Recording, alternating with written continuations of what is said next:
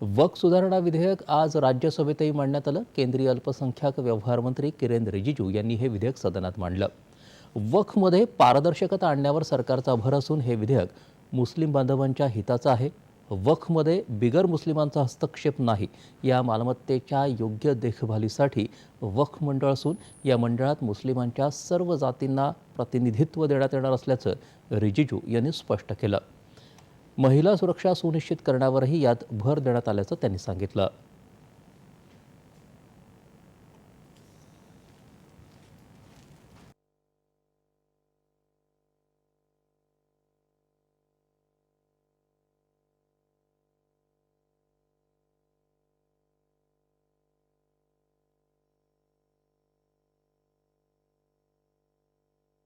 मैं बहुत ही साफ तरीके से ये सारे जो आरोप लगाए हैं उसको मैं खारिज करना चाहता हूं।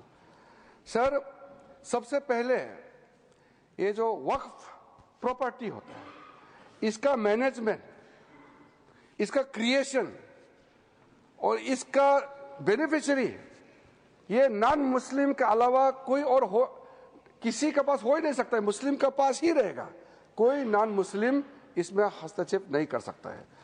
जो प्रावधान किया है बेसिकली ट्रांसपेरेंसी को, अकाउंटेबिलिटी को, एफिशिएंसी को, ये तीन बड़ा पैमाना है। जवाबदेही तो होना चाहिए, क्षमता होना चाहिए, पारदर्शिता होना चाहिए।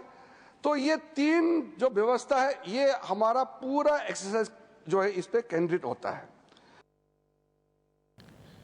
रेल्वे आणि संरक्षण विभागानंतर वक्फ मंडळाकडे सर्वाधिक जमीन असून या जमिनीचा योग्य वापर केला तर कोट्यवधी मुस्लिमांना त्याचा फायदाच होईल असंही ते म्हणाले।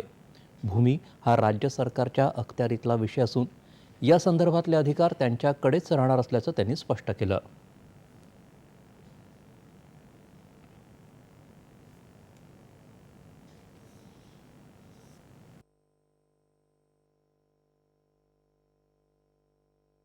कि वक्फ बाय यूजर में जो वक्फ प्रॉपर्टी ऑलरेडी रजिस्टर्ड है, जो सेटल्ड केस है, हम उसको रेट्रोस्पेक्टिव जाकर के उसको हम छेड़छाड़ नहीं करेंगे। ये प्रोस्पेक्टिव इफेक्ट होगा।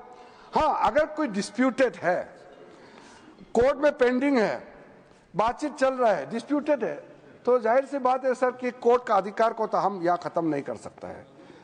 तो इसलिए unless the property is disputed, all those land, those property, work property which are registered, which has a proper documentation, they will remain so।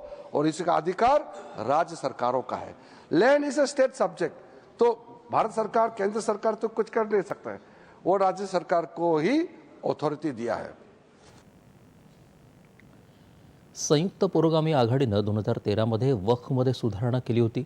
दिल्लीमधल्या महत्त्वाच्या 123 मालमत्ता वक्फकडे सोपवल्या होत्या असंही त्यांनी सांगितलं।